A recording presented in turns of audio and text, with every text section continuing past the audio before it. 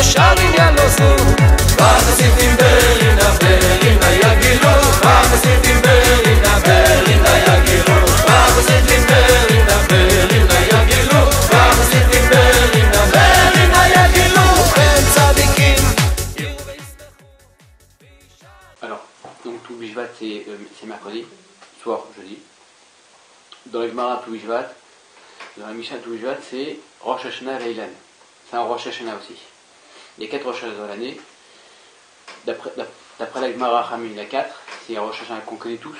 C'est un Rosh Hashanah pour la Shanim, pour l'année, etc.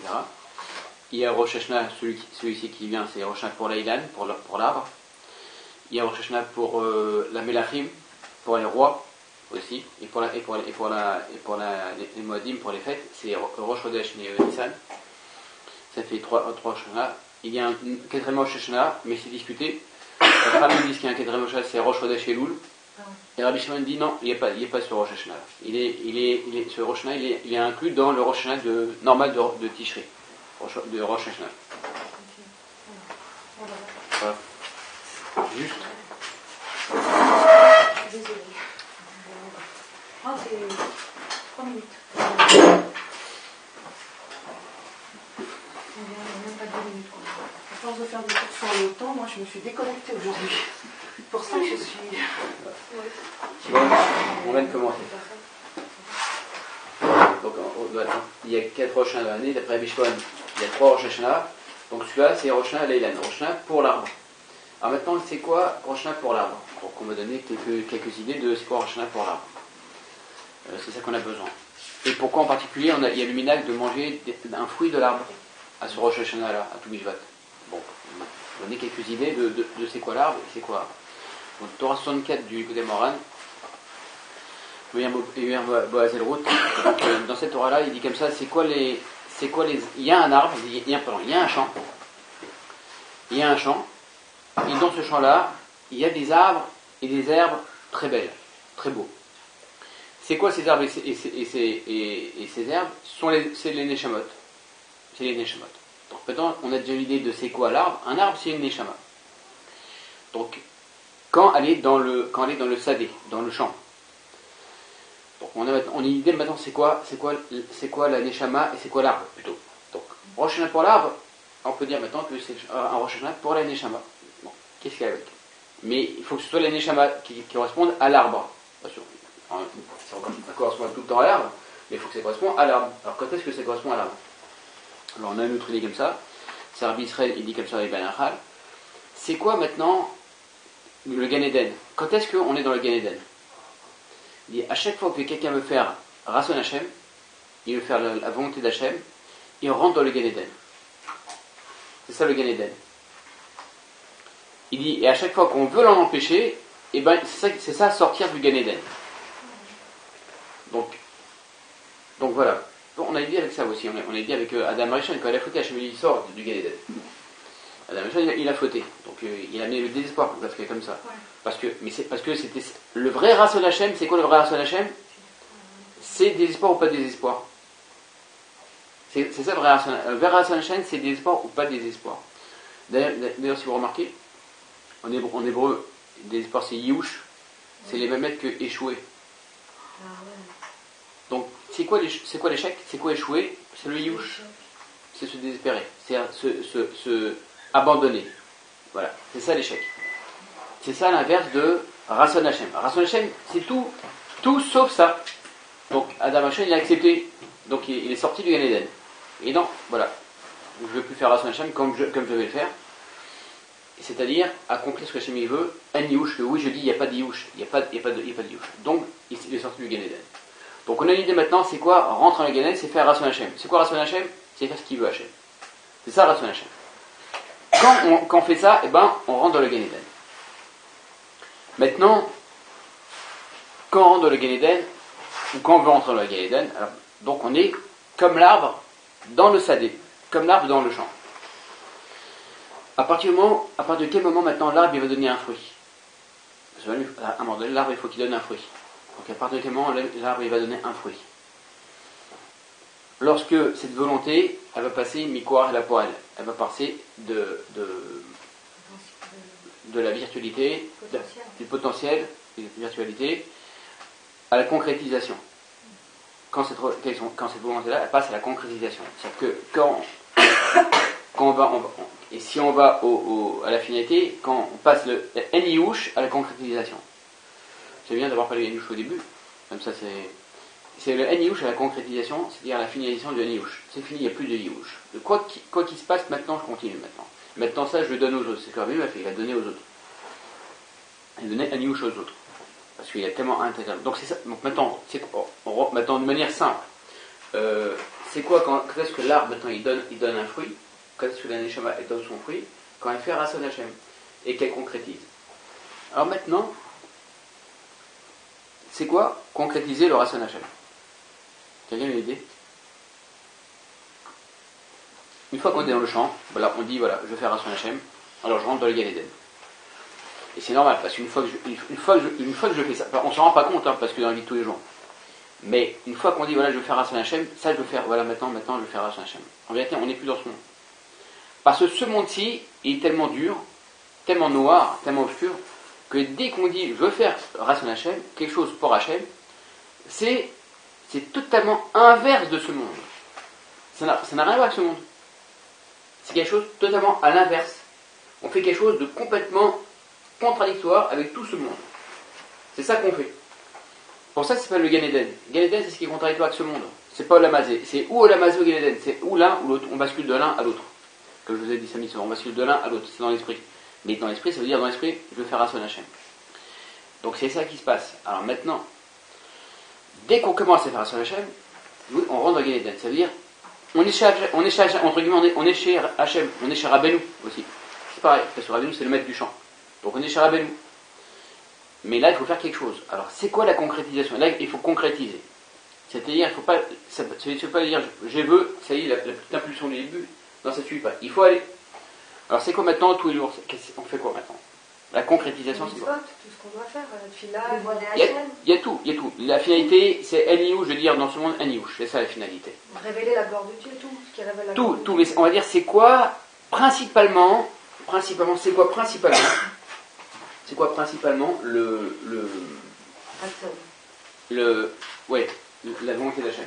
C'est-à-dire, principalement, concrétiser la volonté d'Hachem quand on est dans le Gan Eden. Alors, on repart à la création, pour comprendre toujours les choses, on repart à la création. Comment Hachem il a créé le monde?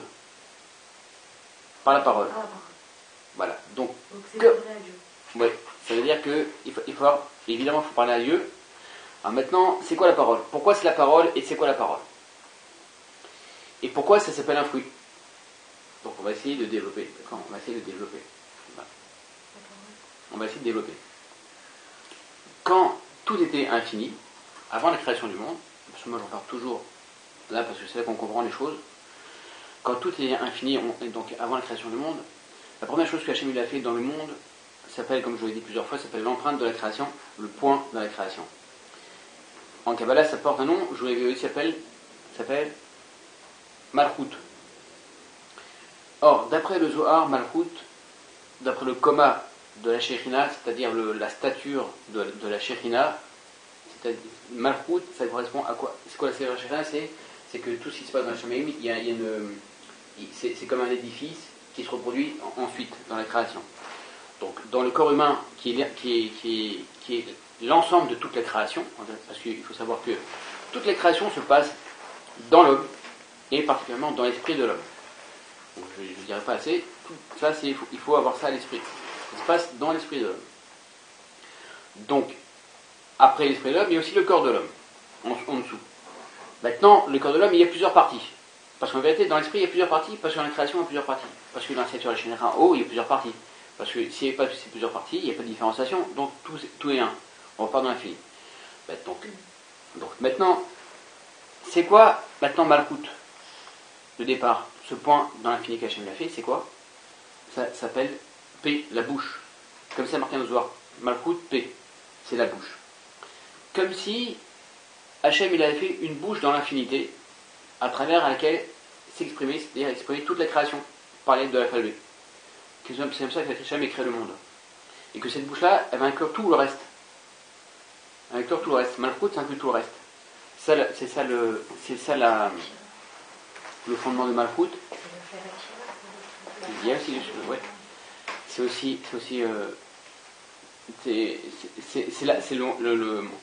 la définition de Malchut. Malchut, ça inclut tout. Donc, ce point de l'infini, cet point de l'infini, ça inclut toute la création. Après, maintenant, il faut comprendre maintenant comment c'est possible, nous, d'abord, d'inclure tout. Parce que nous, on est fait à l'image d'Hachem. Donc, la même chose, si on est fait à l'image d'Hachem, alors, qu'est-ce que Hachem attend de nous? De faire comme lui il a fait. C'est-à-dire, il a fait une bouche, et puis il s'est exprimé par sa bouche. Donc, nous, on a compris que l'homme, c'est quoi comment on appelle ça? C'est le but de l'homme, c'est parler. C'est parler à Hachem. Quand l'homme il rentre dans le Gan Eden, qu'est-ce qu'il doit faire? Il doit parler, d'utiliser sa bouche. Dans le mot Adam, il y a le mot l'homme il prie. C'est-à-dire qu'on voit le tafkid de l'homme dans Adam. Dans Adam, il y a Adam, Aleph, Dalet même. Aleph, c'est lettre, Aleph, la P, si on les éclate. Adam, Dalet, c'est Dalet, Dalet, la Tav. Et même, c'est même. Donc, ça nous donne un ensemble de lettres. Ces lettres-là, ça nous donne quoi? Ça nous donne toujours Adam. Et le reste, ça fait quoi le reste? Ça fait Mitpalel. Il prie. Dans le mot Adam, dans le mot l'homme, il y a l'homme, il prie. C'est quoi le tafkid, la finalité de l'homme? C'est la prière. C'est quoi la prière? C'est ce qui sort de sa bouche. C'est quoi ce qui sort de sa bouche? C'est comme ça qu'il crée le monde. Encore une fois, quand Adam Rishon, pour la petite histoire, quand Adam Rishon il a été créé, toute la création a été statique. Donc les brins d'herbe, ils étaient à la surface du sol, ils ne bougeaient pas. Ça a attendu. Donc en fait, toute la création qui était statique, immobile, qui était virtuelle, qui n'était pas concrétisée. Qu'est-ce que ça attendait? Ça attendait que la pluie tombe, et ça attendait que la première prière d'Adam Rishon pour que la pluie tombe. Donc Adam Rishon, il a rendu la création concrète par la première tefila qu'il a fait. Comme ça que tout a poussé. Pourquoi? Parce que les mots de la bouche, c'est ça qui crée. On crée son monde. Tout le monde, on se le crée. C'est ce que Adam Rishon, il a fait. Il a créé son monde. Le monde était statique. Hachem lui a dit, tiens voilà, c'est ton monde à toi maintenant. Mais il ne bouge pas, il est statique. C'est à toi de le faire. Tu pries ou tu pries pas comme tu pries comme ci, tu pries comme ça. Tu vas faire ton monde selon, non seulement comment tu penses, mais aussi comment tu pries. Comme ça, tu vas faire ton monde. Donc c'est pour ça que l'homme, il est à l'image d'Hachem. Il est à l'image d'Hachem parce que c'est quoi l'image d'Hachem? C'est Hachem qui crée le monde. Hachem il crée, l'homme aussi crée. Hachem il crée toute la création, mais l'homme il crée sa création. Comment lui perçoit ses créations? Par la bouche, par les paroles. Donc c'est ça le début de la création. Quand Hachem il a créé le monde, avant de créer le monde avant tout, il a fait un point d'infinité qui s'appelle Malchut. Pourquoi c'est le début de tout? Parce que c'est ce qui inclut tout, c'est-à-dire ça s'appelle la parole. Pourquoi? Parce que l'homme il doit faire pareil. L'homme il va faire pareil. C'est pour ça que l'homme il a l'image d'Hachem. Il va faire pareil. L'homme avec sa bouche, il va inclure, il va créer sa création. C'est quoi un homme qui rentre dans le Gan Eden et qui fait Rasan Hachem? C'est un homme qui prie. C'est un homme qui dit, voilà Hachem maintenant, je veux te servir. Donc, et je veux prier. Parce que servir, Avoda, c'est quoi Avoda? C'est la tefila. Avoda, de tefila. La Torah dit, la Avoda, c'est la tefila. Donc, le vrai travail d'un homme, c'est quoi? C'est la tefila. Parce que c'est comme ça qu'il crée son monde. Parce que c'est comme ça qu'il rentre dans le Gan Eden, encore une fois, et qui fait que ce Gan Eden-là, il va exister, et que ce monde-ci, il ne va plus exister. Qui va diminuer ce monde au fur et à mesure. C'est ça qu'il va faire. Au fur et à mesure, par la parole. Juste en priant Hachem. Donc c'est ça qu'un homme, il doit faire. Maintenant, on a compris maintenant, c'est quoi maintenant un homme qui rentre dans le Gan Eden? C'est un homme qui va prier. Jusqu'à où il va prier? Jusqu'à ce que sa prière elle fasse des fruits. Parce qu'un homme, il doit faire des fruits. Un homme, c'est l'être humain, il doit faire des fruits. C'est quoi les fruits? C'est quand la création, elle a poussé. Quand Adam Rishon, il a prié, il a plu, la création, elle s'est mise en branle, tout a poussé. C'est ça faire des fruits. Donc la création, elle a fait des fruits. Nous, c'est pareil. Comment on fait des fruits? On prie Hachem, et puis ce qui arrive, c'est par notre fila que ça arrive. Ça veut dire que par exemple, on peut dire de manière compliquée ou simple, de manière simple, voilà, il y a quelque chose à manger ou à boire, et puis avant de manger ou de boire, je fais rien. Je mange sans manger, sans rien faire. Je fais comme un animal. Voilà, je fais comme un animal, d'accord? Donc j'ai rien fait. J'ai pas fait un fruit. Mais si à partir du moment où je fais la bracha sur ce fruit, sur cet aliment, là je fais un fruit, parce qu'il existe vraiment cet aliment. Qu'est-ce que ça veut dire que cet aliment maintenant il existe vraiment?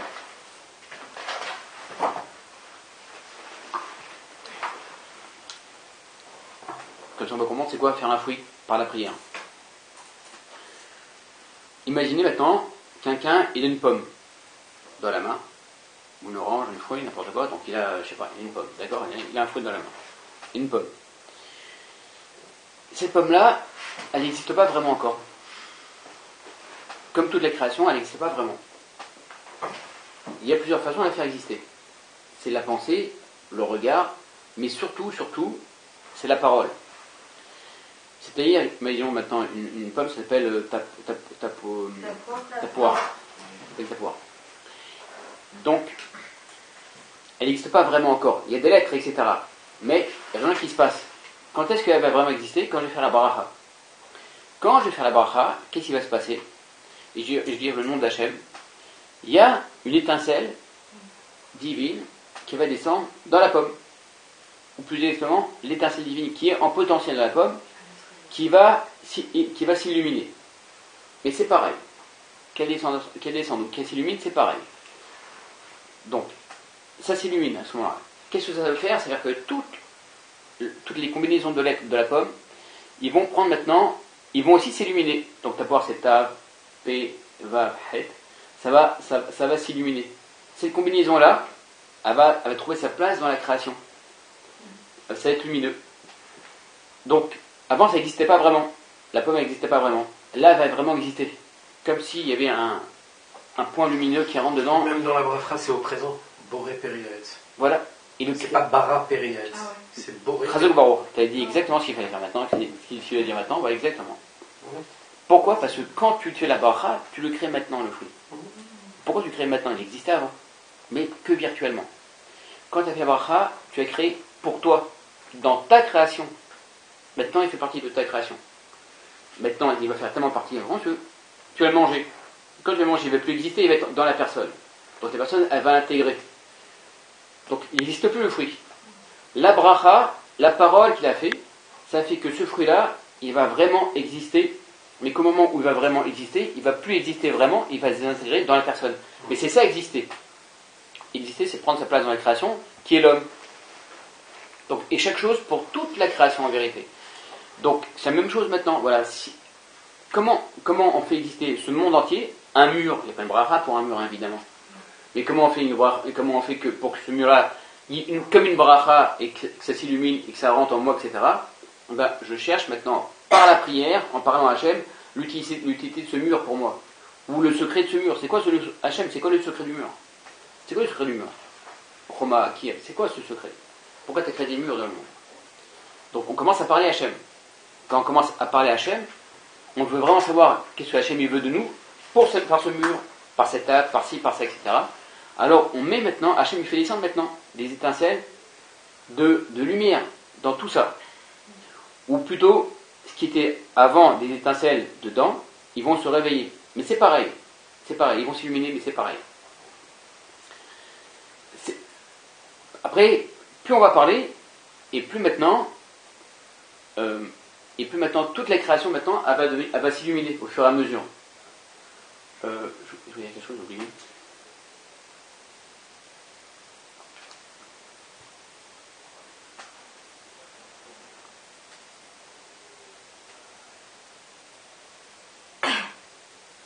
Vous avez compris? Ouais. Donc ça, c'est l'importance maintenant de la parole, l'importance de la parole et de la bénédiction.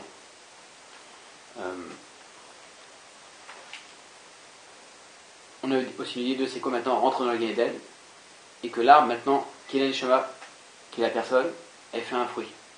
C'est ça qui a fait un fruit. C'est que la création, elle se l'approprie. Ça devient sa création. Donc, d'où l'intérêt maintenant de parler Hachem tout le temps. Maintenant, pour comprendre maintenant comment parler Hachem. Comment faire que ce fruit, il reçoive vraiment maintenant son étincelle et qu'ensuite, il soit désintégré, entre guillemets, en moi, donc il prenne sa place dans la création qui est moi-même. Et que toute la création, c'est pareil. Ça va rentrer en moi et moi, je vais être la création. Qu'est-ce qu'il faut faire? Il faut parler, on dit, il faut parler Hachem. Et la parole, ça passe par la bouche. Et la bouche, ça s'appelle Malkout. On a dit, enfin, ça s'appelle P, mais ça s'appelle aussi Malkout. C'est l'image de Malkout. C'est quoi maintenant Malkout? C'est quoi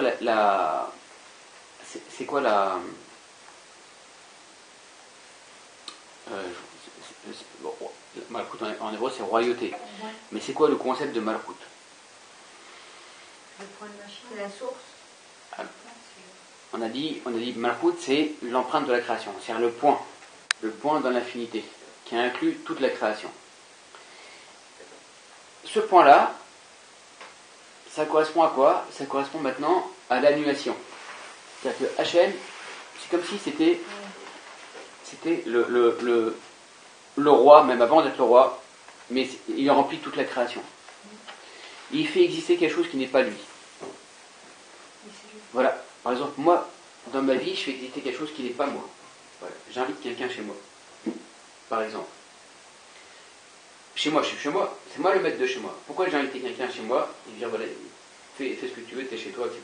Pourquoi je vais faire ça? Ben, pour faire ça, je vais m'annuler. Il faut de l'annulation. Ça s'appelle l'annulation. Ça s'appelle l'effacement. Donc, Hachem, quand il a fait la malchoute, quand il a fait ce point ce point d'affinité, ça s'appelle malchoute, ça s'appelle, il s'est annulé, il s'est effacé, il s'est effacé en lui-même. Il s'est annulé en lui-même. Et c'est ça qu'il a fait. Donc, à l'image du Tzimtzum. Maintenant, parce que celui qui est dans le Tzimtzum, c'est Hachem, il s'efface, il s'est retiré de lui-même. Donc, la notion de malchoute, c'est sa notion de malchoute. C'est l'effacement, l'annulation. Pour que la parole maintenant, elle porte, il faut s'annuler. Il faut s'effacer.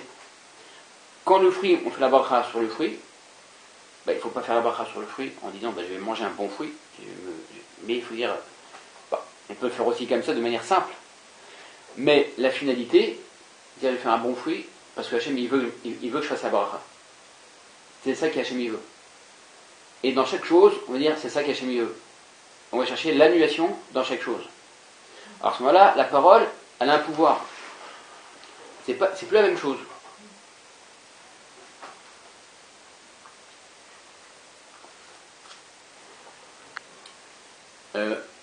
À l'image, par exemple, à l'image de, comme on dit dans l'amida. À l'image ouais. On va expliquer les choses d'une autre manière. Regardez. Donc, au début de tout, Hachem était dans son infinité. Après, il a voulu créer le monde, alors il s'est retiré de lui-même, il a fait un espace vacant. Dans cet espace vacant, c'est un espace vide de lui, il s'est retiré. Donc, c'est l'annulation, c'est l'effacement. Qu'est-ce qu'il a fait après pour créer le monde? Il a émis par sa parole de la lumière. Il a créé le monde par sa parole, il a émis de la lumière. Donc, c'est quoi la parole? C'est une création. Dans quoi? Dans un espace vacant. Nous, on a l'image d'Hachem. Si nous, on veut créer par la parole, qu'est-ce qu'il faut faire? Il faut mettre la parole dans un espace vacant. Ça s'appelle, il faut y mettre la parole par la malchoute, dans la malchoute, par l'annulation de soi. C'est ça qu'il faut faire. L'image parfaite de ça, c'est quoi? C'est l'amida. Quand on fait l'amida, qu'est-ce qui se passe? On ferme les yeux, et puis on parle. Et quand on parle à Hachem. Mais on ne s'entend pas. On n'a pas le droit de dire les mots. Le Shulchan Aruch dit, on dit les mots, il faut un peu les entendre, mais le Harizal, après le Maître Mito, le Harizal il dit, il ne faut pas entendre. Il ne faut il faut pas que les oreilles, elles entendent les mots de la Mida. Ouais, faut pas. Pourquoi? Mais par contre, il faut s'entendre quand même. Pardon? Moi j'ai entendu quand on prie, il faut qu'on entende ce qu'on dit. Non, Pas pour la nuit. pas les oreilles. C'est ça la différence. C'est que le Shulchan Arour il dit comme ça, il faut que les oreilles les entendent. Mais le Harizal il dit il faut pas. Alors on écoute qui? Le Harizal, évidemment. Toujours. Quand il y a une différence entre le Harizal et quelque chose d'autre, on écoute le Harizal. Donc, surtout les Sfaradim. En fila, ils ont pris sur eux, c'est le Harizal. Mais le Shulchan Arour, c'est Rabbi Zakaro. Oui. Et Rabbi Zakaro, les Sarah. Oui. Alors, on suit le Shulchan Arour de manière générale pour la Halacha.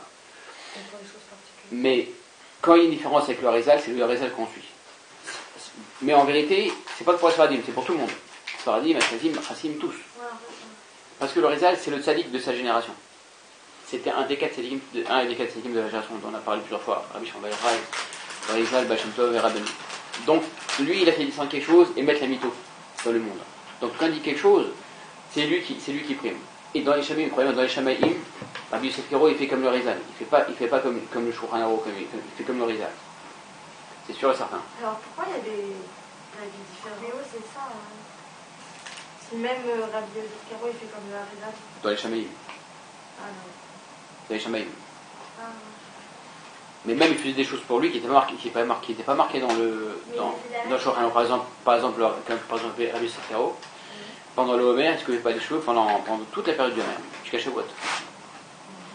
Comme ça, il faisait. Par contre, dans le Shulchan Arour, il dit oui, vous pouvez vous couper les cheveux le 33e jour du Homer. Mais il faisait comme le Harizal, comme le Zohar, pour lui-même. Donc, bref, ça c'est un détail. Alors, après, la halakha, il faut étudier la halakha, etc. Donc, et la halakha, ça sert justement à rentrer. On a besoin de la halakha et des différences, parce que chacun est différent, et chacun il a des portes d'entrée, et chacun il a des étapes à passer. Si on donne tout la mytho en une fois, etc., c'est fini, on éclate. On ne peut pas. Après, il n'y a plus de libre arbitre, oui, libre arbitre.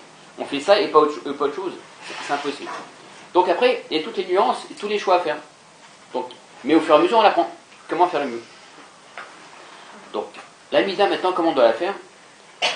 On prononce les mots, mais on ne doit pas les entendre à ses oreilles. Par contre, on doit quand même les entendre à l'intérieur. Alors, à l'intérieur de quoi on doit les entendre?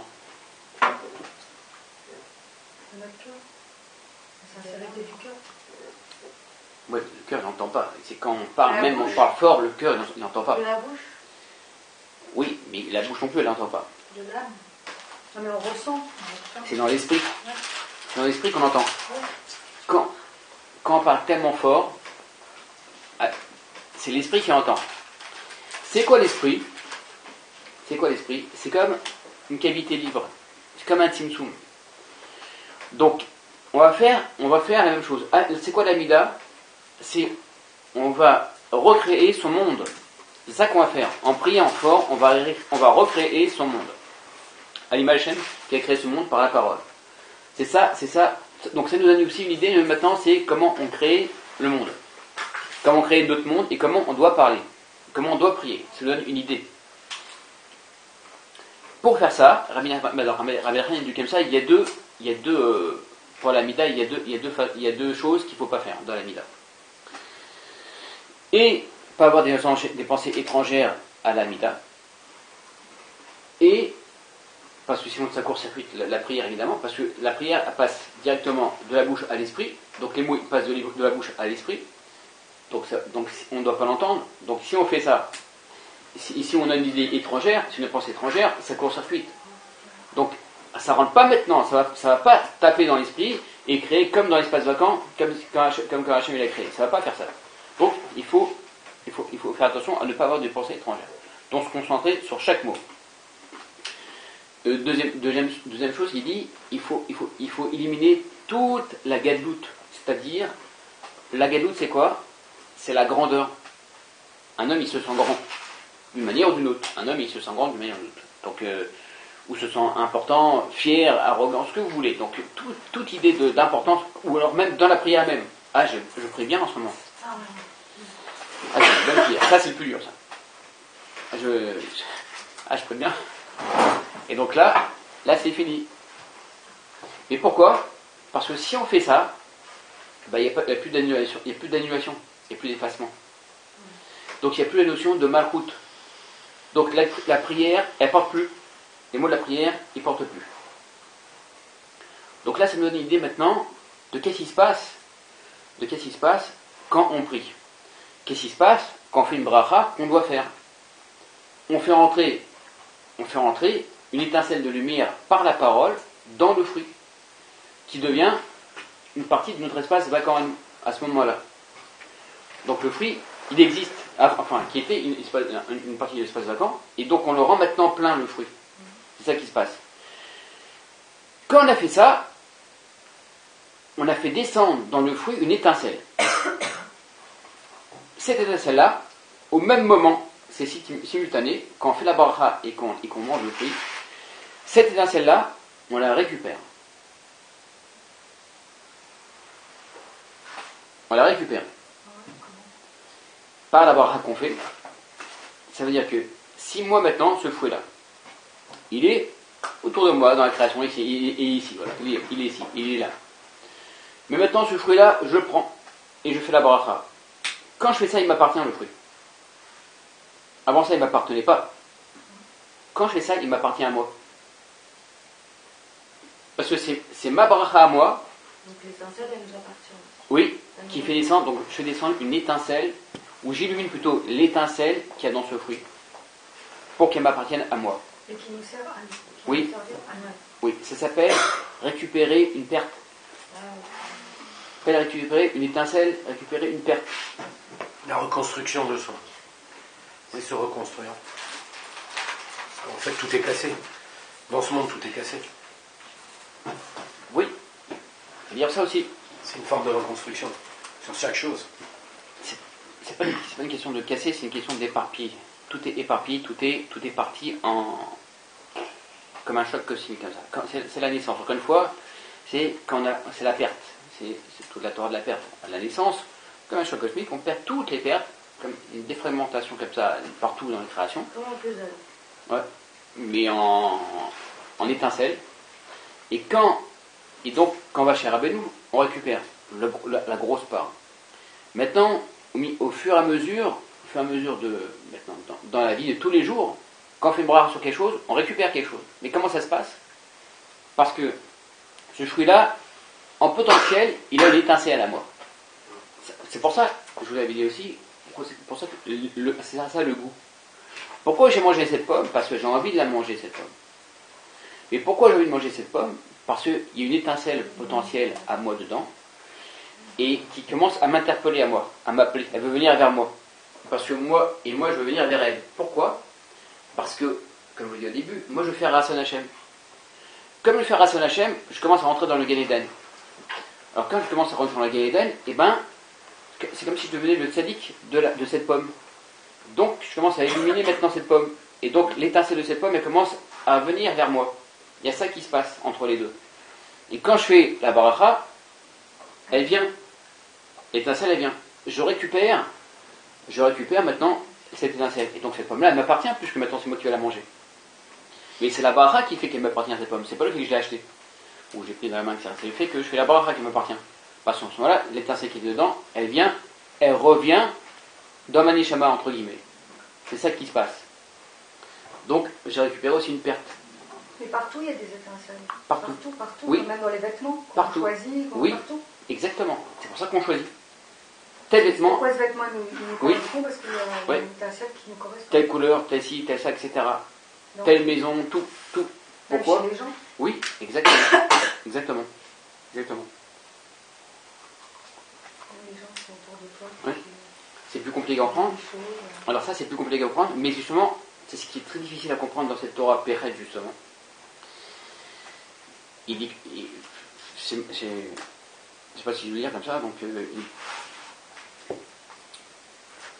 lire le début comme ça, parce que ça c'est une bonne question. Voilà, on peut, maintenant qu'on a un début comme ça, on peut parler dessus, sur ça. Et il dit comme ça, il dit, on doit faire très attention de ne pas manger un fruit avant qu'il soit complètement mûr. Et comme aussi c'est interdit de couper un arbre avant son temps, comme il dit Rachamim dans le Rabbanim dans Gemara Baba Batra, c'est aussi interdit de cueillir un fruit avant qu'il soit complètement mûr. Donc, et c'est interdit de manger avant qu'il soit mûr, complètement, et c'est interdit de le cueillir avant qu'il soit mûr. Deux interdictions. Donc, deux interdictions. Pourquoi?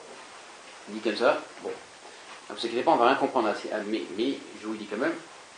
Parce que celui qui mange un fruit avant qu'il ait terminé d'être mûr, ben ce fruit-là, il va lui faire du mal. Il va faire beaucoup de mal à ses neshama. Il peut même lui faire perdre sa neshama, son nefesh.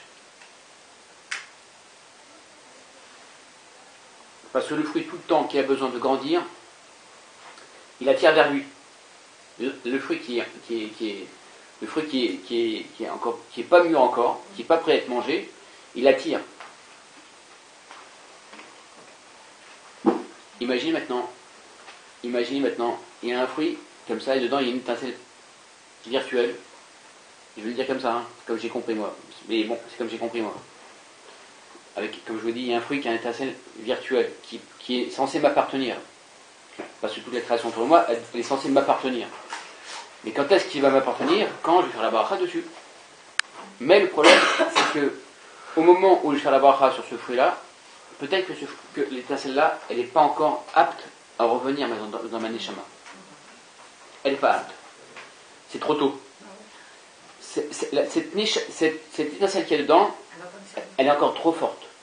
Elle a un trop gros potentiel d'attirance vers elle. C'est-à-dire, au lieu qu'elle fasse ça comme ça, et que moi j'attire, c'est elle qui va faire ça. Pourquoi? Je ne sais pas pourquoi. Mais c'est ça qu'elle va faire. C'est-à-dire que la pomme, ça va devenir moi, ou que la pomme, j'intègre à l'intérieur de moi, c'est elle qui va m'intégrer. Ouais. C'est elle qui va me manger. C'est bon, c'est une image, évidemment. D'accord? C'est ça qui peut se passer. Donc la même chose entre les gens. Vous parlez des gens. Parlez des gens. Alors c'est compliqué. Parce qu'il dit comme ça, à la fin de cette Torah, il dit comme ça que qui c'est qui donne maintenant toutes les pertes à chacun? C'est le tzaddik qui donne toutes les pertes. Pour ça qu'on va voir le tzaddik qui donne toutes les pertes. Il dit des fois, c'est très dur pour lui de donner les pertes. Parce que quand le tzaddik il perd et il donne une perte, il perd lui aussi des fois. Pourquoi? Parce que c'est très dur d'être un mec avec quelqu'un qui reçoit. J'ai pas bien compris encore une fois, mais ça nous donne une idée. Il y a celui qui veut attirer vers lui et celui qui veut donner. Et donc, des fois, entre les deux, si c'est pas au niveau, si c'est pas maintenant en harmonie, il peut y avoir un décalage entre les deux. Ah oui, puisque quand le tzaddik nous donne notre perte, nous on doit la lui redonner. Oui. Il faut être prêt à la lui redonner. Oui, mais il faut déjà la recevoir. Mais ça, on parle maintenant de la recevoir. Ça, c'est après ça. Ah, que la recevoir. Déjà, on parle au moment de la recevoir. Donc.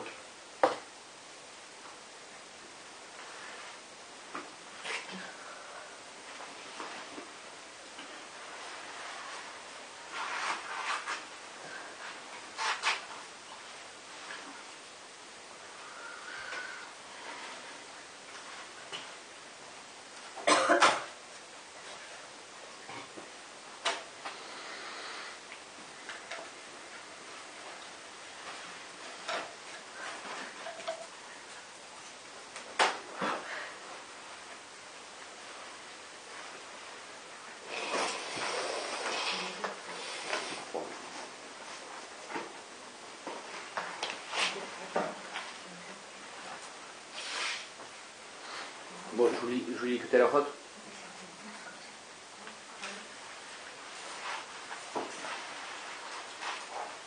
Il dit comme ça, il dit, cette Torah elle dit aussi, elle est liée évidemment à la Torah des Kevanot de Elul. Elul, ça sert à ça aussi.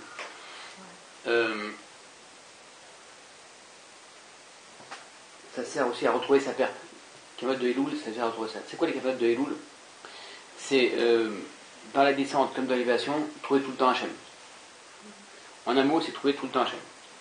Ça a l'air simple, hein. Voilà, ça c'est le fondement de la tchouva. Le fondement de la tchouva, c'est dans toutes les élévations, comme dans toutes les descentes, il faut trouver Hachem. C'est quoi trouver Hachem dans l'élévation? Donc ça c'est un principe fondamental de choix. Comment on trouve Hachem dans l'élévation? Et bien on veut encore plus. Ça s'appelle l'ambition. On escalade. Parce que des fois on sent qu'on monte. On sent qu'Hachem il nous aide. Par exemple on va au mal, par exemple ci, par exemple ça, je sais pas. Donc on sent que Hachem il nous aide. On sent qu'on monte. À ce moment-là, il faut escalader. Il faut vouloir encore plus. C'est comme ça qu'on trouve Hachem. L'inverse, sans oublier que c'est Hachem qui nous donne ça, justement, évidemment. Sans oublier que c'est Hachem qui nous donne ça. L'inverse, quand on descend, c'est ne pas vouloir descendre. C'est freiner. Freiner. Bien qu'on sait qu'on descend, on se voit descendre. Mais la volonté, c'est non, je ne veux pas. On freine. Donc à ce moment-là, ça s'appelle les cavanotes de Elul. Et là, quand on freine, on agrandit ses réceptacles. Et c'est là qu'on fait, c'est ça qu'ils appellent la tchouva. Quand on dit je ne veux pas descendre, mais qu'on descend, ça s'appelle la tchouva. C'est comme ça qu'on fait Rasson Hachem. Donc ça veut dire que dans l'élévation et dans la descente, je veux trouver Hachem. C'est ça que je veux faire. Je veux être avec Hachem tout le temps, je veux pas. Dans l'élévation, voilà, Hachem il me donne, mais je ne vais pas l'oublier. Je sais que c'est lui qui me donne. Imaginons que j'ai hérité d'une grande maison de 5 milliards d'euros, 5 millions d'euros. Je n'oublie pas Hachem. On peut oublier Hachem très facilement. L'aisance, la facilité, on peut oublier facilement. Maintenant, la même chose. Alors, dans la doucha, c'est pareil. Quelqu'un me dit, voilà, tu vas être rabbin maintenant d'une communauté de 500 personnes. La personne elle a une certaine notoriété, etc. Elle peut oublier Hachem. Elle dit, c'est grâce à moi. Donc c'est aussi grâce à moi. Donc, c'est-à-dire, elle oublie Hachem. Il n'y a plus l'annulation. L'annulation, c'est le fondement de tout. Après, je vais dire pourquoi. Dans la descente, c'est pareil. Donc, dans la descente, c'est pareil. Dans la descente, c'est exactement pareil. On descend c'est comme une pente savonneuse, et on descend, et puis on dit non, je veux pas. Si on se laisse aller un petit peu, c'est fini, on a perdu. Enfin, c'est pas si fini, mais au moment où on se laisse aller, on a perdu. Par contre, si on dit, à chaque moment, on dit non, je veux pas, ça s'appelle on gagne à ce moment-là. On gagne. Pourquoi je dis je veux pas? Parce que le reste, c'est quoi le reste de Hachem? C'est je veux pas descendre. Ah oui, je descends, mais c'est pas grave. Ah, c'est Hachem qui me fait descendre, c'est pas grave. Ça m'intéresse pas. Moi, je veux pas. Et là, on gagne. C'est-à-dire, on trouve Hachem. À quoi ça ressemble ça, ce phénomène? À quoi ça ressemble ce phénomène? D'après le Tikkun Zohar, ça s'appelle maintenant les vagues de la mer. Pour ça, Rabbeinu, il dit, ça équivaut à ouvrir une voie dans la mer. C'est quoi maintenant les vagues de la mer? Dans la mer, il y a les hauts et les bas des vagues. Les vagues, elles font ça. Elles montent, elles descendent, elles montent, elles descendent, elles montent, elles descendent. D'accord? Bon.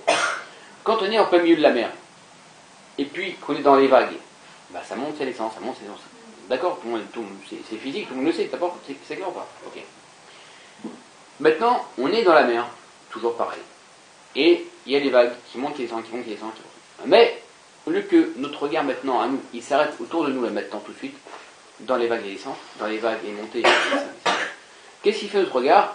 On regarde au loin, à l'horizon. Et à l'horizon, c'est pareil, les vagues elles font ça, et même encore plus peut-être que ça. Peut-être une amplitude de... Mais on voit rien. On voit rien. L'horizon, c'est comme une ligne. Pourquoi on arrive à voir l'horizon? Parce qu'on arrive à voir, à travers les montées et les descentes, des vagues qui sont ici autour de nous. Donc on a traversé ces montées et ces descentes, et on a vu la ligne d'horizon. Qu'est-ce qu'on a fait?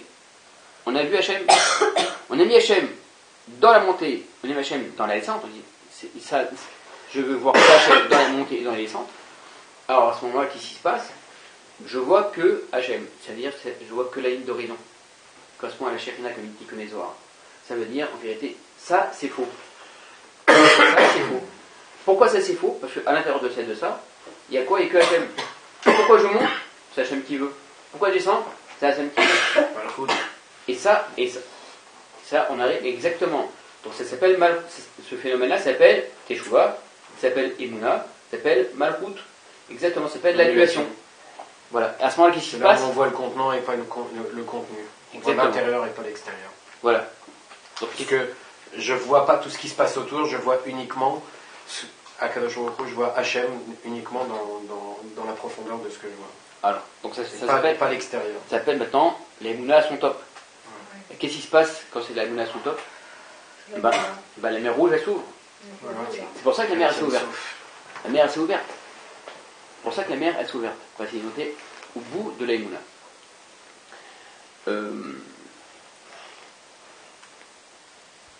Pourquoi j'ai ça maintenant? J'ai oublié. La chaîne est Ah oui, alors. Il faut pas nier. Oui, alors maintenant, alors regardez, maintenant c'est comme ça qu'on retrouve les pertes. Parce que il y a plusieurs façons de retrouver les pertes. Alors on fait une bracha sur un fruit, on a trouvé une perte, on a trouvé une étincelle, d'accord. Il y a plein de façons maintenant, d'accord, de trouver des pertes. Juste maintenant, faire un acte de Emouna. En descente ou en montée, je dis non, c'est Hachem qui veut ça. Je m'énerve pas, je m'angoisse pas, je reste Bessimcha parce que c'est Hachem qui veut ça. Dans la situation où j'étais, il n'y a pas une bracha à faire particulière, il n'y a pas un fruit à manger, il n'y a pas quelque chose de particulier. Mais il y a une situation. Et dans toute situation, pourquoi je suis dans une situation quelconque? Parce que je dois récupérer quelque chose. Donc dans cette situation-là, si je m'énerve ou si je ne m'énerve pas, ou si je m'impatiente, je ne m'impatiente pas, ou si n'importe quoi ou pas n'importe quoi, c'est n'importe quel sentiment, émotion, état d'âme, etc. Si dans n'importe quelle situation, je dis non, c'est Hachem qui veut ça, donc je prends du recul, donc je m'énerve pas, donc si, donc ça, je récupère la perte qui était à ma portée dans cette situation. Toutes les situations sont là pour m'apporter une perte, pour me faire récupérer quelque chose. On a compris que le fruit, parce que le fruit, ça paraît carrément physique, tellement on l'imagine bien. Maintenant, c'est pareil dans toutes les situations. Dans toutes les situations, chaque situation de la vie, c'est fait pour récupérer une perte. Parce que Hachem, il est bon, il veut me faire récupérer quelque chose à chaque fois. Mais moi, je ne le sais pas. Ah oui, moi, je ne le sais pas. On oublie. Parce que la situation, elle est faite pour me faire oublier, justement. Ça s'appelle la Bechira, le libre arbitre, ça s'appelle l'épreuve, ça s'appelle la tentation, ça s'appelle le Sarara qui me dit ah, non, tu vas faire autre chose, tu vas t'énerver, tu vas faire ci, tu vas te péter ta colère, tu vas t'impatienter, tu vas ci, etc., etc. Tu vas faire un peu d'orgueil, un peu de. Voilà, etc. Tout ce que vous pouvez imaginer. Or, Hachem est bon, parce que pourquoi il y a eu cette situation? Cette situation-là, c'est fait pour récupérer quelque chose. Ma perte. Une partie de ma perte. Et donc, ne pas faire simplement de mal, mais juste faire acte de Emouna, je récupère la perte. Juste ne pas être négatif à ce moment-là, et je récupère la perte. C'est énorme. Ça s'appelle Emouna. Ça s'appelle aussi ouvrir sa mer rouge. Pour ça aussi, il y a aussi une condition, c'est ne jamais mettre Hachem comment on dit, en jugement, non, il y a en question, voilà, ne jamais remettre Hachem en question. Des fois j'oublie, ne jamais remettre Hachem. Hachem, pourquoi tu m'as fait ça? Il ne faut pas. Ou alors, pour commencer, une bonne avec Hachem, mais dans le bon sens. Et même, ça peut être quoi. Mais il ne faut jamais remettre Hachem en question. Parce que si on met Hachem en question, je ne peux pas faire ça. Je ne peux pas m'annuler dans la situation et donc récupérer la perte. C'est ça qui se passe. Et donc la mer rouge, elle ne peut pas s'ouvrir. C'est quoi la mer rouge qui s'ouvre? Je vois Hachem. C'est-à-dire, la perte, elle revient dans ma conscience. Parce que la perte, où est-ce qu'elle vient? Dans la conscience. C'est ça qui se passe. Une perte qui revient dans la conscience, comment ça s'appelle? Donc un autre nom, ça s'appelle comment? Elle s'appelle un fruit. C'est un fruit. Donc au début on avait dit, c'est quoi? C'est tout que je vois, c'est la fête de l'arbre. C'est quoi un arbre? C'est une neshama qui rentre dans le sadé, dans le champ qui est le Gan Eden, quand elle fait la volonté d'Hachem. Quand est-ce qu'elle va à la finition de la volonté d'Hachem? Quand elle récupère la perte. C'est quoi récupérer la perte? C'est justement, c'est ça, c'est le fruit. C'est que le Rav Hachem, il a fait un fruit. J'ai récupéré une perte. Moi, j'ai fait un fruit. Ma conscience, elle a fait un fruit. Je suis quelque chose de plus maintenant. Il y a une perte en plus, il y a une étincelle de quelque chose en plus. Donc ma conscience, elle a fait un fruit. Ma neshama, elle a fait un fruit. C'est ça qui s'est passé. Donc c'est l'idée de Tu Bishvat. Pour comprendre aussi, d'une autre manière, Je vais donner avec une image, d'une autre manière aussi. Une image. Pour comprendre maintenant qu'est-ce qui se passe quand on récupère quelque chose. Donc, une image. Imaginez, maintenant, moi quand j'étais enfant, j'avais des disques, des 45 tours. Donc c'est quelque chose de vieux ça, 45 tours. Qui n'étaient pas à moi, qui appartenaient à des gens de la famille, etc., des oncles, etc. Donc c'était un bel objet, un 45 tours de l'époque, c'est très beau, une belle couverture, une belle photo, c'est travaillé avec des écritures, etc. Bon, bref. Moi je regardais ça, et puis ce 45 tours-là, quand j'avais entre les mains, il était sorti déjà dans le monde 15 ans avant. Moi j'étais enfant, donc il était sorti 15 ans avant. Et quand je regardais ça, je regardais la photo, j'écoutais cette musique, etc. Mon esprit, où est-ce qu'il allait? À l'époque. De la manière dont c'est passé à l'époque. À l'époque, il y avait de la musique, il y avait, je sais pas, il y avait plein de choses qui se passaient à l'époque. Quand ce disque-là, il est sorti. Moi, mon esprit, il voyageait à l'époque. Mais, à l'époque, quand il est sorti, je n'étais pas né. Mon esprit, il voyageait à un moment donné où j'étais pas encore né. Et mon esprit, il arrivait à voir quelque chose où j'étais pas encore né. Comment c'est possible une chose pareille? Alors ça s'appelle aussi la nostalgie. Ouais, ça s'appelle la nostalgie. C'est la nostalgie. La nostalgie, c'est quelque chose de magique. On se rappelle quelque chose quand on était jeune, ou on se rappelle quelque chose qu'on n'a même pas connu, ou qu'on nous a raconté, ou qu'on s'est fait une idée de ça. C'est quelque chose de magique. On a un disque entre les mains, ou quelque chose, un objet, ce que vous voulez, et puis l'esprit, il se rappelle. Il s'imagine, mais quand il s'imagine, il se rappelle carrément de quelque chose qu'il n'a pas connu, il n'était même pas né. Quelque chose de magique. Comment c'est possible? Mais c'est le travail de l'imagination qui permet de créer l'événement, de l'environnement où tu te retrouves à ce moment-là. Moi, à chaque fois que je chante Asia Shirmoche, j'ai l'impression que je suis à l'intérieur de Kriyat Yam Souf. Voilà. Je me voile dedans. Hein. Ah oui. Ça y est, ça merde. Voilà. Ah ben, c'est systématique, à chaque fois. Bon, c'est systématique. Ok, c'est bien revenu. Alors voilà. Pourquoi l'esprit, maintenant, il imagine quelque chose qu'il n'a pas connu? Voilà. Donc, je reprends l'exemple d'abord du disque, ou de l'objet, ce que vous voulez. Parce qu'on se crée un monde dans la tête. Et donc, il y a quelque chose de magique. C'est magique. Mon esprit, il voit quelque chose qui n'était pas là avant la naissance. C'est incroyable. Ok. Ça s'appelle la nostalgie, ça s'appelle la magie, ce que vous voulez. D'accord.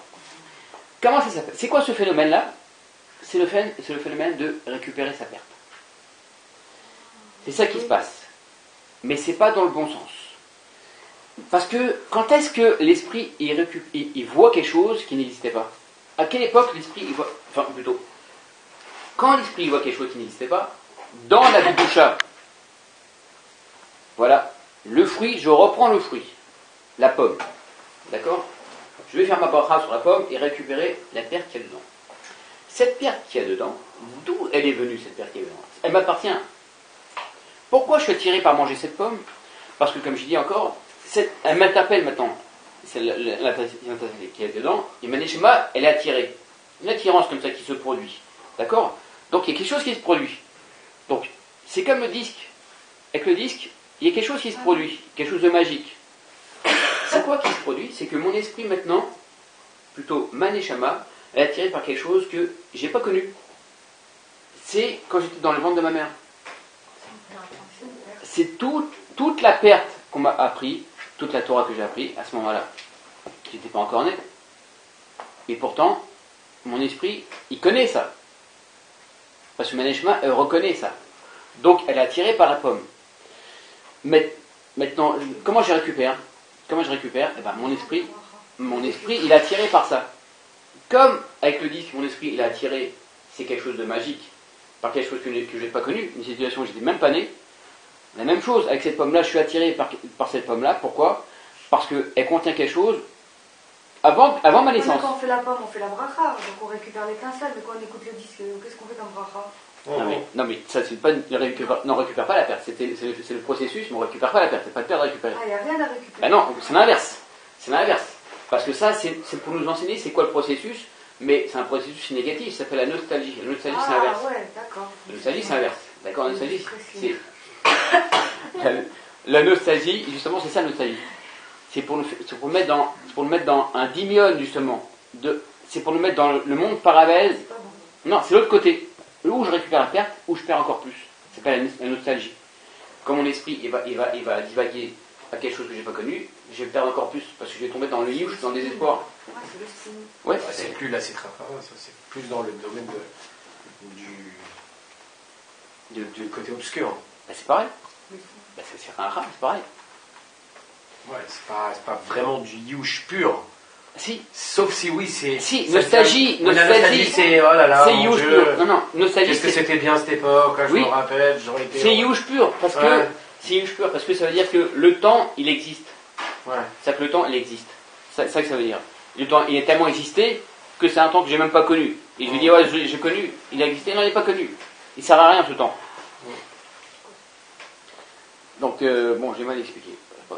Alors, Non? ouais. Alors, vous avez compris maintenant, c'est quoi récupérer sa perte? C'est, je récupère quelque chose que quand j'étais pas né, ça m'appartenait. Donc, avant ma naissance. Et donc, il y a une reconnaissance qui se fait. La reconnaissance, ça va être le goût, ça va être l'attirance. Que j'ai pas compris pourquoi l'attirance. En vérité, pourquoi je suis attiré? Parce que c'est ma perte à moi, c'est mon étincelle. Comme avec le disque, où je suis attiré par ce disque, et mon esprit, il va divaguer à une époque que j'ai pas connue, et qui va imaginer la chose. C'est pareil. Non, justement, c'est l'inverse que je dois faire là. Là, je dois travailler pour ne pas perdre, justement. Parce que là, je peux perdre, justement. Parce que ça fait partie de la situation où je dis non, ça n'existe pas tout ça. Donc, c'est l'inverse.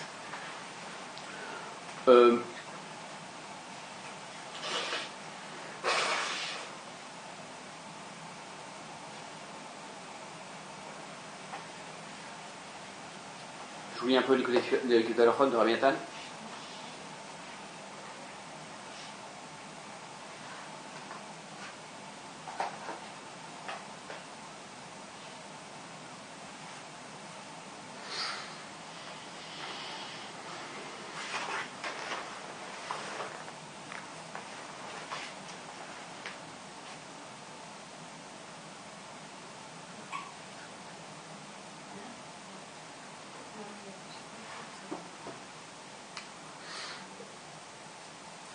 Maintenant aussi, dans toutes les pertes qu'on a récupérées, non seulement on a les pertes à récupérer depuis la naissance, mais aussi de tout ce qu'on perd nous-mêmes.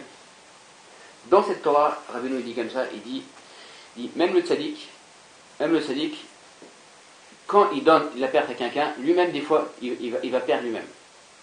Il dit c'est quelque chose de compliqué à comprendre. Nous, on peut comprendre sur nous-mêmes. C'est que nous, on a des pertes à récupérer. Toutes les brachot, tout le manger, tout ce que vous voulez, tout à votre Hachem, c'est pour récupérer des pertes. Ça sert à ça. Quand on récupère une perte, qu'est-ce qu'on fait? Déjà, il faut savoir pourquoi on récupère une perte, on l'avait dit. On fait la réparation de sa conscience, de sa neshama. Donc la conscience, je la parfait. Comme tous les petits fragments, je les remets, je retrouve et je refais. Et donc, une fois que je retrouve tous les petits fragments, donc ma conscience, elle va être pleine. Quand ma conscience, elle va être pleine, qu'est-ce qui se passe? Quand la conscience, elle va être pleine, qu'est-ce qui se passe?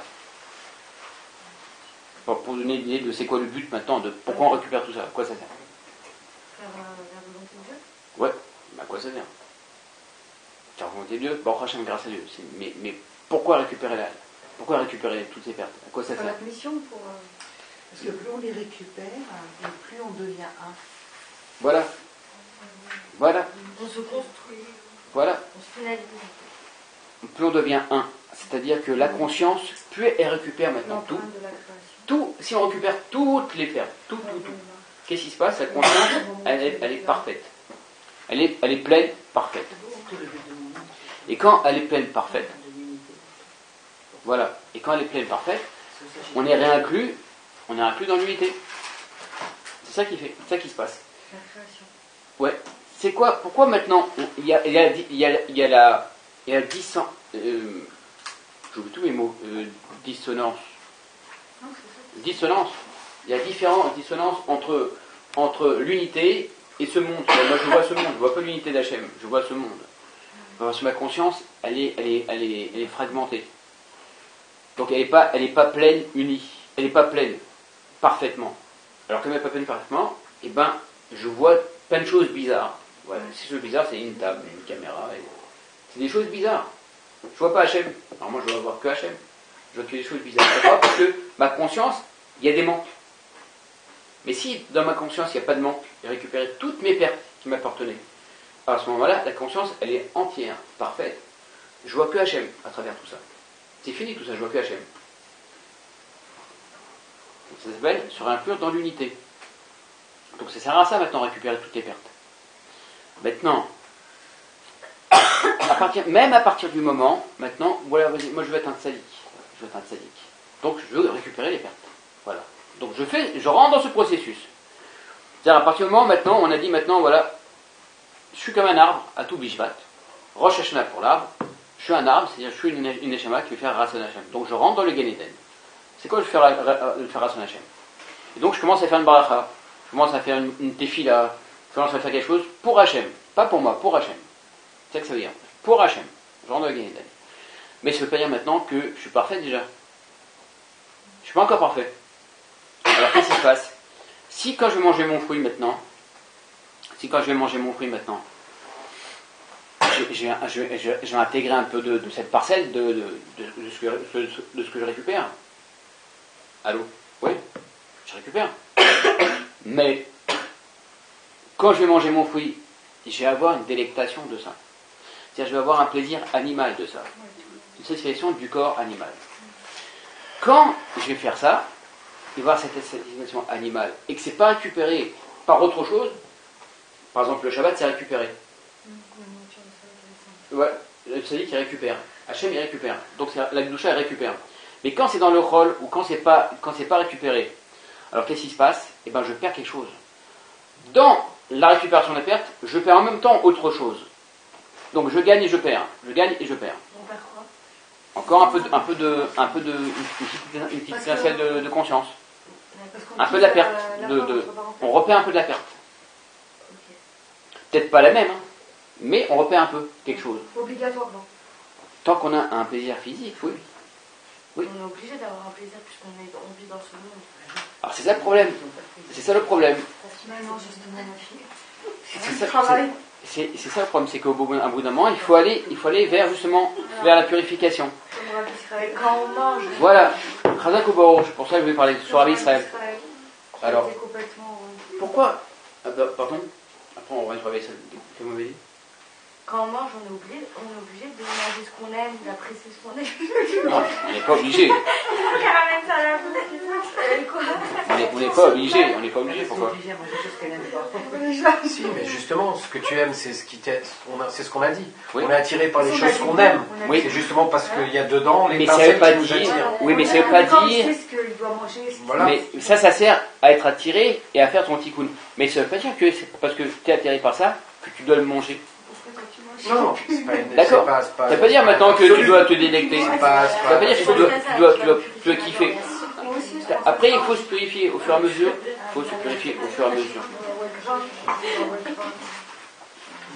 D'accord, il faut se purifier au fur et à mesure.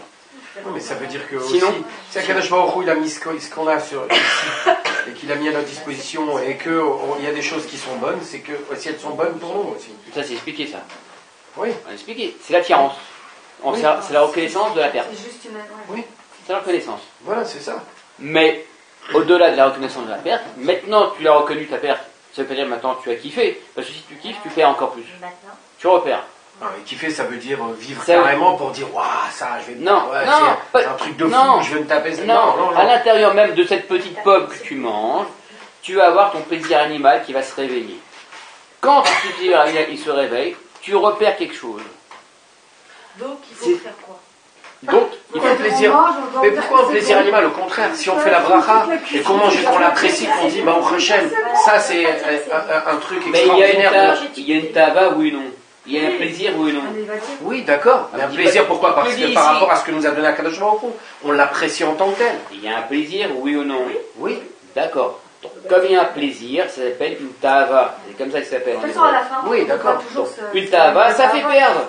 Voilà, c'est pas De toute Ah, façon, tu, le but, tu c'est tournes ça. comme tu veux, une tava, ça fait perdre. Donc quand tu récupères, tu repères encore un petit peu en même temps. C'est ce qu'il te dit ici. Des tavotes de saumon. Voilà. Très dur. Ok, ouais, c'est pour ça que Rabbeinu il jeûnait toute la semaine. C'est pour ça qu'il jeûnait toute la semaine. Et qu'il faisait de Shabbat en Shabbat, puisque Shabbat c'est Voilà. la nourriture d'Akadosh Baruch Hu. Voilà.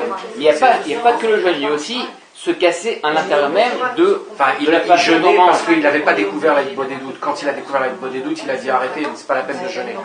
Parlez plutôt à Kadosh Baruch Hu. Ouais, c'est bien ce qu'il a dit. On va schématiser comme ça. Ouais. Oui, il a dit arrêtez, ça n'a pas d'intérêt. Alors, Parce que lui, il se faisait, il se verrouillait justement pour s'annuler totalement, pour retrouver Akadosh Baruch Hu. alors voilà. Donc maintenant, pour repartir maintenant à la force de la parole. Si tu mets une force dans ta parole, quand tu apprends ta petite pomme, encore une fois, prends la pomme, Ouais. tu vas récupérer ta perte. Si tu mets une force dedans, de parole dedans, tu vas briser aussi le côté animal quand tu vas le manger. Mais bien sûr. Oui, bien sûr. Non, mais c'est oui, C'est oui. évident. Oui. Non, mais c'est ce qui nous différencie de tous les. De tout le Quand monde. on fait. Non, encore une Non, fois. c'est Encore pas une ça fois. qu'il a dit. Ouais, encore une fois. Quand tu fais ta bracha normale, tu brises pas ton côté animal. Simplement, tu dis, tu vas manger ta pomme. Et tu vas manger avec une grande délectation. Mais, si tu travailles ton dibour, comme on dit au début, maintenant, il faut travailler son dibour. Il faut parler à Hachem. Parce que faire un fruit dans ce monde, faire à Hachem, c'est parler à Hachem. D'accord? Il faut recréer la création. Comment? Ça, c'est tout ce qu'on a dit au début. Recréer sa création, c'est par la parole. Quand on fait ça, il faut transcender sa création. C'est-à-dire, toute la création, ça devient ma création. Mais il faut avoir une sacrée dose de force de la parole. Donc il faut s'habituer à parler à Hachem. Et il faut s'habituer que quand on parle à Hachem aussi, on est avec Hachem. On n'est pas ailleurs. Mais là, le concept, là, ça, il n'y a pas de problème. Ok, pour ça. alors quand on C'est est... le problème d'apprécier la chose.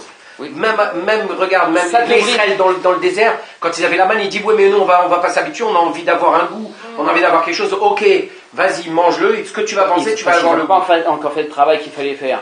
Maintenant, encore une fois, il faut briser maintenant même le côté animal. Ça, c'est par la force de la parole. Parce que la force de la parole, ça fait communier avec Hachem. Et quand on est en communion avec Hachem, en extase avec Hachem, on est collé à Hachem, c'est fini. Tu vas plus maintenant avoir un kiff de quoi que ce soit de ce monde, tu es avec Hachem. Quand on est avec Hachem, c'est comme si tu avais toutes les parties de ta conscience, qui avaient tout retrouvé, toute la fragmentation. Alors à ce moment-là, qu'est-ce qui se passe? Ce mur, tout ce que tu veux autour de toi, c'est que Hachem. Il n'y a plus de différence. Cette pomme, c'est Hachem aussi. Quand tu vas la manger, tu n'as plus le goût maintenant de la pomme. Tu n'as plus ce côté animal. Non, tu as le goût d'Hachem. Mais Qui quand c'est Hachem? Tu as le goût d'Hachem. Et là, ça s'appelle la nostalgie d'Hachem. Parce que, pour revenir maintenant à la nostalgie tout à l'heure, avec le disque, etc., ça c'est la nostalgie d'esprit, il va divaguer un passé qu'on n'a même pas connu. C'est pas la nostalgie. Mais quand l'esprit maintenant, mais quand maintenant l'esprit va faire l'inverse, il va récupérer de la perte, ça s'appelle la nostalgie. Ça s'appelle la nostalgie d'Hachem. On retrouve la nostalgie d'Hachem. C'est quand on était dans le ventre de notre mère, on était baigné de la lumière d'Hachem. Quand on récupère de cette perte-là, ça s'appelle la nostalgie d'Hachem. Mais pour ça, il faut retrouver ça à chaque fois. Il faut vouloir ça. Et cette volonté, ça veut dire, c'est justement, on rentre dans le Gan Eden à chaque fois. On rentre dans le Gan Eden à chaque fois. C'est ça, cette volonté. Mais il faut arriver à ça. Et quand on y arrive à ça? Ouais, alors, voilà, vous m'avez parlé de Rabbi Israël. Voilà, Rabbi Israël. C'est quoi la différence entre Rabbi Israël et tous les autres? C'est qu'il avait la vérité. Et il s'est travaillé pour ça. Mais pourquoi c'est lui qui a reçu le pétec et pas les autres? Parce que... Parce que... Il était allumé. Chazak Baruch. Parce que c'est ça. Les autres, ils disaient comme ça, les autres grands brasseurs de l'époque disaient pourquoi c'est Israël Ber, aussi Israël Ber qui a reçu le pétec? Ils ne comprenaient pas. Plus tard, Israël a expliqué, eux, ils n'avaient pas ce niveau d'annulation. Ils n'ont pas réussi. Il faut un niveau pour que la parole, elle porte. Elle porte, et que, à travers que la parole, elle porte, on va faire des fruits avec la parole, on va tout récupérer les pertes. Quand on récupère les pertes, qu'est-ce qui se passe? On ne sera plus dans Hachem. On se vide soi-même. Plus plus on récupère et plus on se vide dans Hachem. C'est ça en vérité ce qui se passe. On devient infini pour Hachem. À ce moment-là, ça s'appelle l'annulation. C'est ce que Rabbi Israël a réussi à faire. C'est pour ça qu'il est le petit Israël.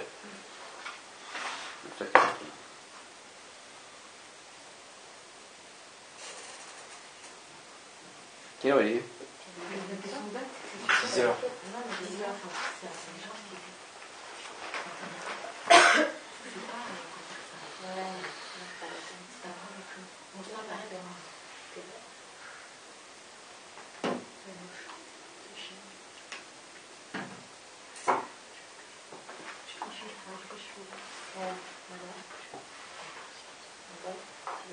On a dit l'essentiel, hein, qui...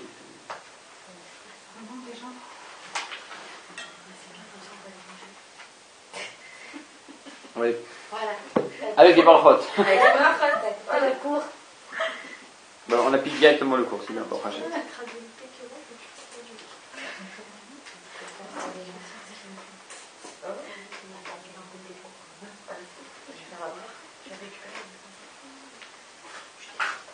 Bon, on a fait vraiment l'essentiel.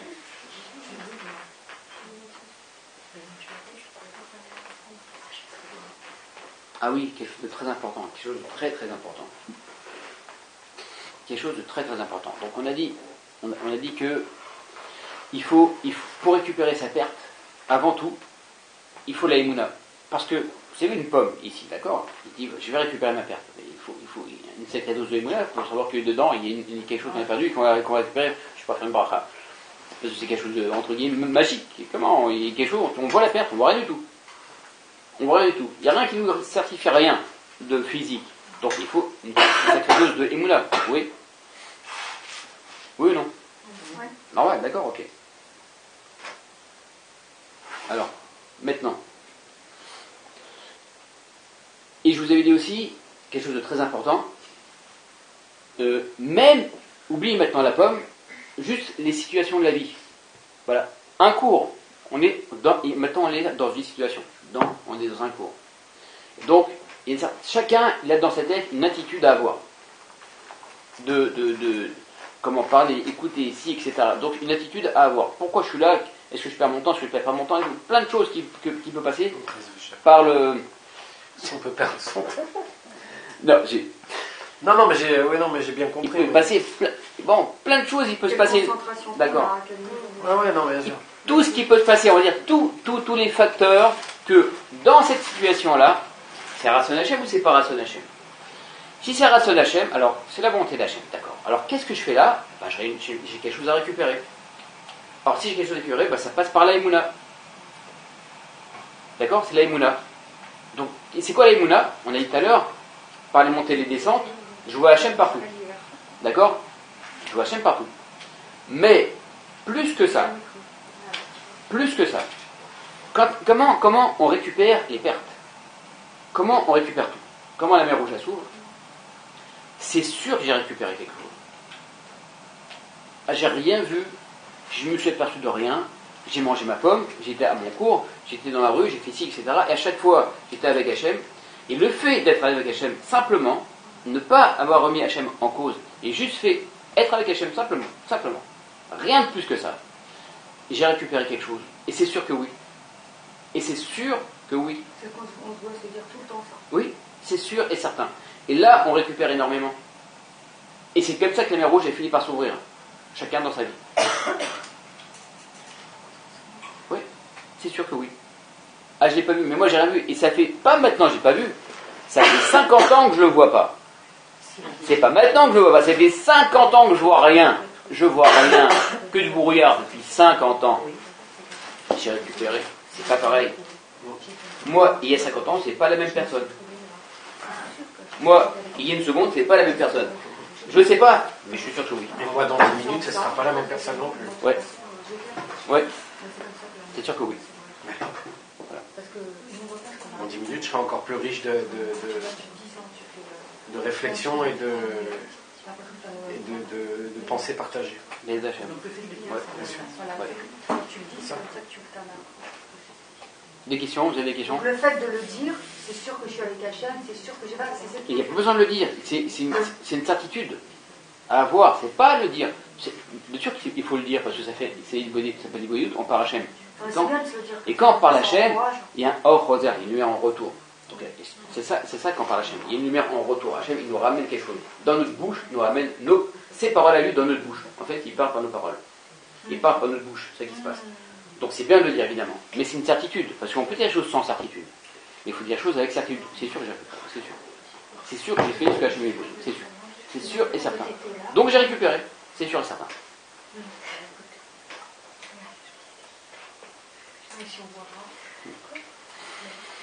Des questions? Non, c'était très clair. Bon, Hachem. De toute façon, si c'est pas assez clair, il y aura la vidéo. Non, c'était très bien. Ouais, si, je sais pas. Ouais. C'est assez court. Mais... C'est court. Mais c'est déconcentré. Voilà. Non, mais c'est très bien. C'était très clair, très bien. Franchement. Mais si vous avez des questions, vous pouvez continuer. Moi, c'est parce que. Pas de questions.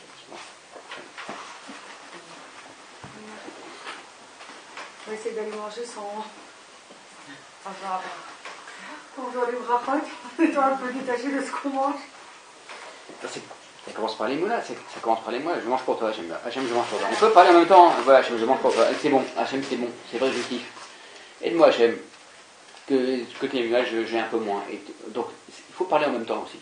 Faut parler aussi. On peut manger aussi en disant je mange pour être en bonne santé parce que Hachem m'a donné un corps, il faut que je fasse attention pour que ma neshama soit. Bon, mais ça, c'est le béaba. en bonne santé.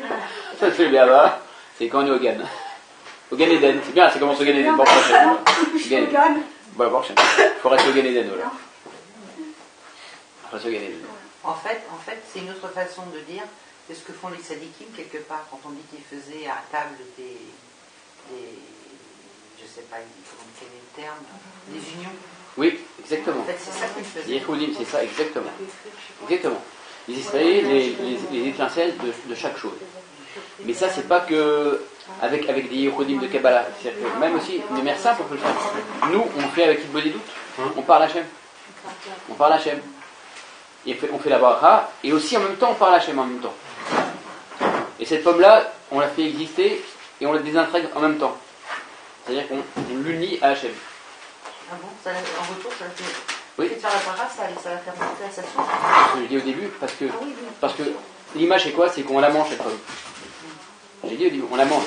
Si on la mange, elle est désintégrée, elle n'existe plus. Mais elle existe quand même, elle est en nous.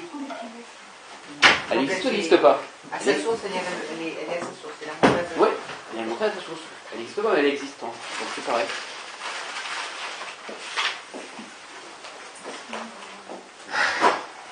Voilà. Pourquoi il y a autant de variétés de fruits si c'est pas pour prendre le plaisir de regarder la beauté de ce que fait Akadosh Baruch Hu? Ça c'est le béaba. C'est le béaba. Après il faut dépasser Non, d'accord, mais regarde, Akadosh Baruch Hu, là, il aurait fait un monde uniforme. Tiens, voilà, t'as des poires et des oranges et des pommes et des oranges et voilà, ça ça y est. s'appelle la différenciation. Alors c'est la différenciation pour faire croire qu'on vit. Ça sert à ça? Non, il dit ça. Et puis je pense qu'il faut manger au moins 12 fruits. Non, 12 sortes de non, fruits. c'est pas vrai. Non. Alors, Il y a rien. entendu ça? Ah, on finit le cours sur tout Bishvat. C'est-à-dire ça, bah oui, au moins tout Bishvat. Bah oui, au moins. Oui, parce qu'à la base, c'est un peu ça. C'est un peu ça. Je voulais savoir vraiment. Tout Bishvat. D'après Rabbi Nathan dans Ali Mitrofa, Rabbeinu il faisait une Seouda à tout Bishvat. Et c'est tout. Rien de spécial, une Seouda avec une Torah. Il faisait une Torah, etc. Mais il n'y a pas des millions de fruits, il n'y a rien de Il y a un spécial. céder, il n'y a rien du tout, il n'y a pas de Le céder. céder, sachez que le céder, Il y a un céder dans les fruits. sachez que le céder, non, dans les fruits ou dans tout Bishvat. Non, le salaire de tout bijat, il y a quelques Oui, fruits. dans les 7 fruits. avec. Moi, il faut que je sache. Ben, c'est là. Le céder, regardez, il y a deux choses. Le céder des fruits et le céder de tout Bishvat. Le céder des fruits, c'est le céder à pied à l'alacha, d'après la halacha. D'abord, on mange le fruit de l'arbre, après le fruit de la terre, etc. etc. Donc, c'est l'ordre des brachot. Mais ça, en vérité, c'est pas tout Bishvat, c'est tout le temps. C'est pas tout Bishvat. Tout Bishvat, c'est quoi tout Bishvat? C'est on fait une Seouda avec des livrets Torah, on mange une date, on prend une date, on décortique à la loupe pour rien manger dedans, etc. On fait une bracha, on se concentre à fond dedans pour récupérer la perte. C'est tout Bishvat. Ah bon, ça suffit. Oui. On a mangé une date, on a récupéré la perte en pensant à tout ce Oui, qu'on a appris ce le soir. reste du tout Bishvat, on fait les filotes, on fait les goûters de filotes. Oui, il nous a dit ça, c'est Ah pour oui, ça Rabbi Nathan. peut-être filote, ouais. Parce que c'est la naissance de Rabbi Nathan, donc on fait les goûters de filotes. Le fruit de Rabbeinu, c'est Rabbi Nathan. Le fruit du tzaddik, c'est quoi? C'est Mashiach. Le fruit du tzaddik, c'est Mashiach. Qu'est-ce qui fait Mashiach? Qu'est-ce qui fait Mashiach? Eh ben, il parle. Il transforme la Torah du tzaddik en tefila. C'est ça qui fait le Mashiach. Donc, le fruit de Rabbeinu, c'est Rabbi Nathan qui a commencé à être lui le Mashiach et à faire du côté de Tfilot.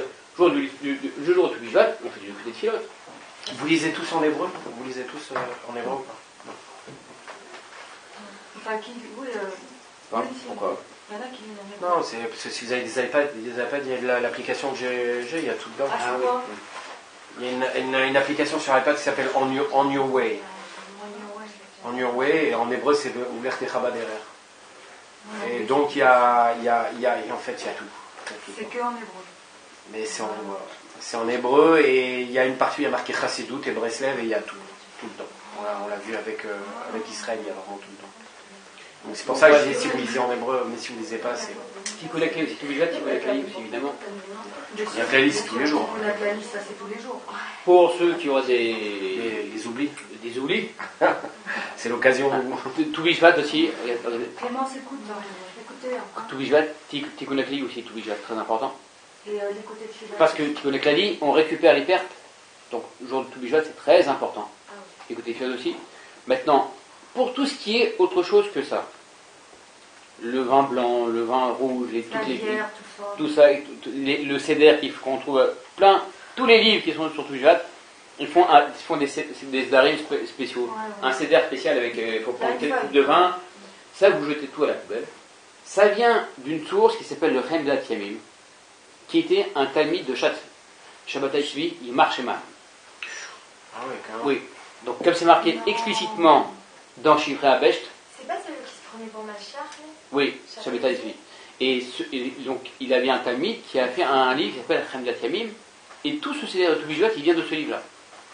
Oui, mais peut-être que. Bah, lui, c'est c'était quelqu'un d'autre. Pardon? Peut-être que lui, c'était quelqu'un d'autre. Non, justement, non, Baal Shem Tov, il dit non. Ah, et ben, je. Ouais, Baal Shem Tov, qui dit ça dans Shivrei Abesht, traduit en français, le prodige Baal Shem Tov, siège 42, et je vous signale que ce Shivrei Abesht-là, il a été authentifié par Rabbeinu lui-même en disant que c'était tout Emet. Donc, ça c'est Emet. Que ce livre-là, il vient du Sheker, c'est Emet. Voilà. Une date, ça suffit. Il n'y a pas de Vous avez dit une date parce que vous avez donné un fruit au hasard ou c'est Oui. mamache la date? Non, moi j'ai dit une date. J'ai dit, chacun prend un fruit comme il veut, etc. Donc c'est important le fruit. Allez. Ouais. Ouais, mais parce que le tzaddik, il vous parle aussi à la date. Non, mais ça n'empêche, si tu veux, tu peux acheter des fruits. Mais Si on veut, on peut acheter des fruits comme. ouais, parce que vous voulez quand même fruit comme vous. Mais il ne faut pas s'abîmer. Parce que le problème, c'est qu'est-ce qu'ils font les gens? Ils s'abîment encore plus à tout Bishvat. Ils perdent encore plus. Vous m'écoutez? Ils perdent encore plus. Le problème, c'est ça c'est qu'à tout Bishvat, Les plateaux de tous les fruits et tout.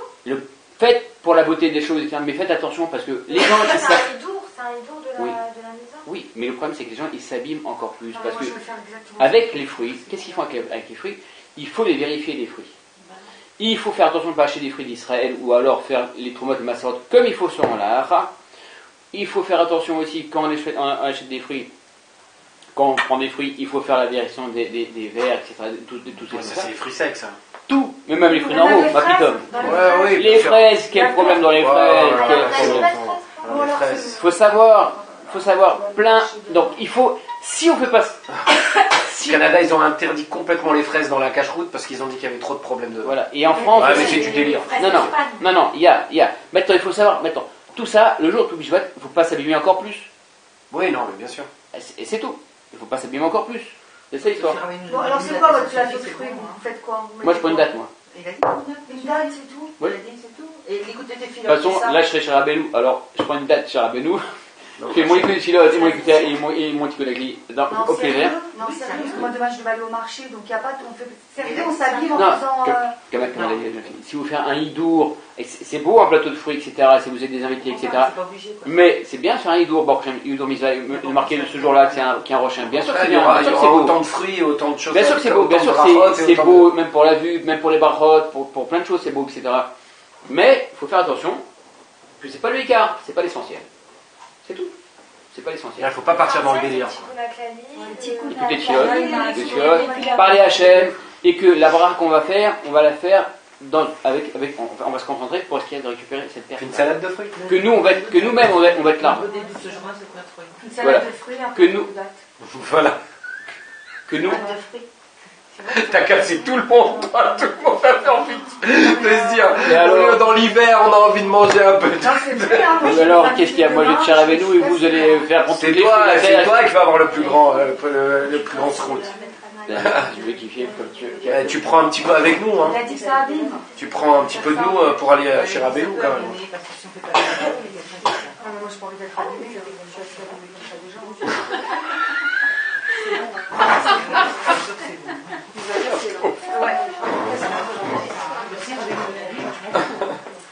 Non, c'est pour dire que c'est pas la peine de partir dans des délires. Avec un fruit, faire la bracha concentrée dessus, ça suffit. Non, et surtout, tous les Après, il bats, court après les fruits nouveaux. Hein. tous les bats, c'est se rassembler entre. Je pense qu'elle ne voulait pas faire. Elle voulait pas Ok, m'appeler. bon. Elle voulait pas faire les fruits et tout ça. Je lui disais c'est péché, il faut qu'on fasse le plateau de Ça veut dire que c'est pas dans l'absolu, c'est pas interdit. C'est pas on t'a dit, waouh, faut jamais faire ça. Ça veut dire que c'est bien de le faire, mais si dans l'absolu, tu fais juste la bracha avec concentration sur un fruit, voilà, Ça, c'est bien aussi de se réunir. C'est bien aussi de se. que Rabbeinu dit. C'est bien aussi de se réunir. C'est bien aussi de se réunir. Fin de Teuda, des Teuda. Voilà, s'il y a des gens Je qui sais pas, viennent, comme voilà. il a dit, une salade de fruits et des dates.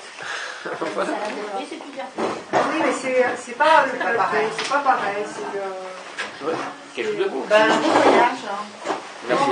Un raccord sur la fin du cours. Hachem il dit comme ça Hachem dit comme ça.